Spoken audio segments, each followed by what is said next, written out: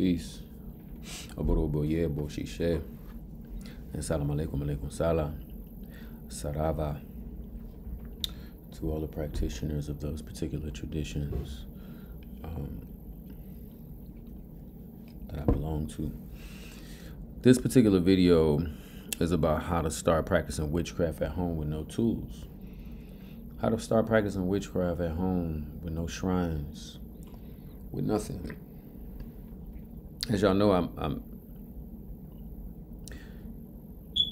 typically freestyle my videos. There's really no script or nothing that I'm going along with. I'm just going from the top of the dome, going from memory, from things that I do in my home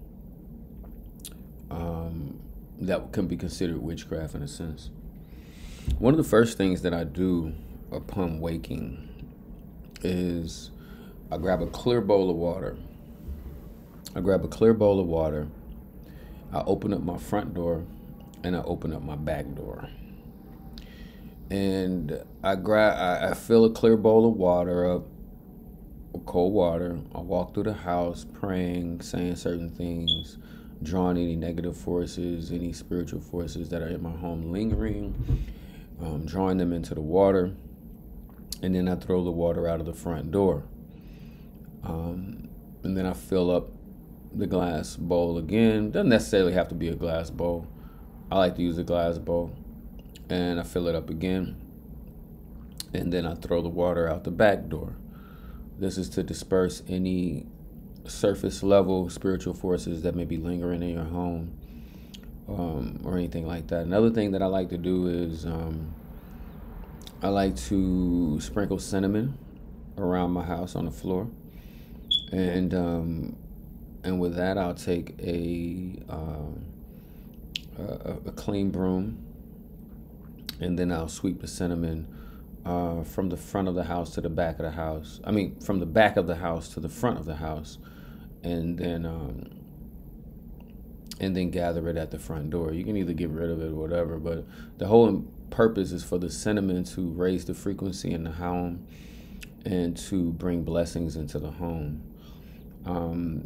But even before doing that, you can clean and wash your floors in your home on a regular basis. You can use things like creolina. You can go to the botanicas and get certain floor washes. You can also incorporate some herbs into those floor washes to strengthen them. Herbs that you may want to research and mix in with that. Sometimes you can use basil. You can use tarragon, which is another very strong herb I like to use. You can use rue and make baths. I mean, not make baths, but make, floor washes out of these things. Sweep and mop your floors in your home. You can also leave things outside of your door that will repel negative forces, repel negative energies and things of that nature. For those people who like book consultations with me and stuff like that, I'll give you the secrets for certain things that I really do. This is just basic stuff that you could do in your home that could be considered witchcraft. Things you could do in your home with just a candle and a glass of water. If you feel like people are sending you evil eye or negative energy or anything of that nature, you could take a white plate, and you take a glass of water, and you sit the white plate on top of the glass of water, and you turn the glass of water upside down. I mean, you turn it to where the glass of water is upside down on the plate with the water still in the glass. And then you light a white candle over that glass of water, and you let that burn in your home while you're spiritually cleansing. What that will do is it will begin to start reversing any type of spiritual forces that people are sending at you, any type of evil eye or anything like that. Another thing that you can do at home, and this can also be done around the time that you're about to go to sleep, that you're about to go to bed. One of the things that I like to do as well. This is always when you're thinking that there's negative forces or negative spirits that may be plaguing your home. Another thing you could do is you could take a glass, especially when people who are working in the witchcraft traditions, such as Palo Mayombe, Kimbanda, or anything that deals with the dead, a zombie, in Haitian voodoo or anything like that, Egun, any type of malignant or negative spirit of the dead that may be trying to cause problems in your home or create negativity in your home. One thing that you can also do is you can take a glass of water, put some sugar in it, and sit it in the windowsill and open up the window in a particular room. Like, say if you feel like negative energy is gathering in your bedroom or in the living room or in any particular room in your house, you take a glass of water, you put sugar in it, and you sit it in the window and open the window. The reason why you do this is because spirits of the dead do not like, or they're attracted to the sugar water. And so as they are attracted to the sugar water and you sit the sugar water by the window, the spirits will leave. They'll take the essence or the ache or the essence from the sugar water and then they'll leave.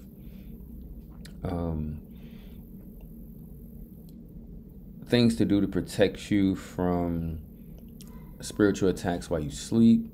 You can put a glass of water with some camphor in it next to your bed when you sleep. You can also take your shoes and you can put your shoes in the form of a cross next to your bed, right next to your bed, like when you're about to get out of bed, you can like put your shoes right there, and like it could be a pair of house shoes, it could be a pair of shoes that you don't wear as much, or it could be some shoes that you do wear, and you just put them in the form of a cross before you go to sleep. You'll notice that if you are the type of person that's very sensitive to spiritual forces bothering you at night, then you will notice that will diminish. Like, it will go down a lot. You'll be able to sleep at night. You won't be seeing faces and hearing shit and, you know what I'm saying, feeling weird sensations and all this kind of stuff when you're trying to go to bed. You'll be able to have a restful sleep or whatever. So, those are a few things that you could do around the home right now without any tools to help ward off any type of negative forces or negative energies that may be in your home. A lot of people always consider, spiritual attacks and things of that nature to be directed primarily at the person. A lot of times people perform spiritual warfare on your home so that every time that you're in your home, you feel a negative energy, or for you and your significant other to argue, or for sickness to manifest in your home and things of that nature. People are fucking sick. And excuse my language, but people are sick. And, they will try to do anything possible to try to destroy certain people. And attacking one's home is one of the core places in a person's life that that they're always going to be at. They're always going to be at home at some point. So yeah, you can fill up a person's house with negative energy, but these are ways to disperse that negative energy without any tools at all. And these are aspects of witchcraft that are associated with banishings and cleansings, keeping things very clean. Do not let any cobwebs or any things like that form in your home. Cobwebs are a sign of poverty. Do not allow any cobwebs or anything like that to form in your home. Insects in your home are also a sign of certain spirits that may be also affecting your home or trying to affect your foundation and things of that nature. Like down here in Georgia, we have those big water bug cockroaches that be outside. It's no way to get rid of them. I don't care what neighborhood you live in. I live in a very nice neighborhood, live in a very nice home. Them little buggers still get in the house from at one point or another. I recently learned that if you keep your gutters cleaned on your home, then, they don't have a place to nest and form and stuff like that, because they come out of the ground, but for whatever reason, they like to hang in the gutters of homes. But if you see one in your home, a lot of times cockroaches are associated with Olokun or Yemoja. And if you see one in your home, it could possibly be that someone is sending that type of energy at your home to destroy the foundation of your home, things of that nature. Dragonflies are associated with Oya. You see dragonflies, moths. Moths are associated with Egun. You see moths in your home. You just out of the blue, you just see a random moth flying around your home. Moths are allies.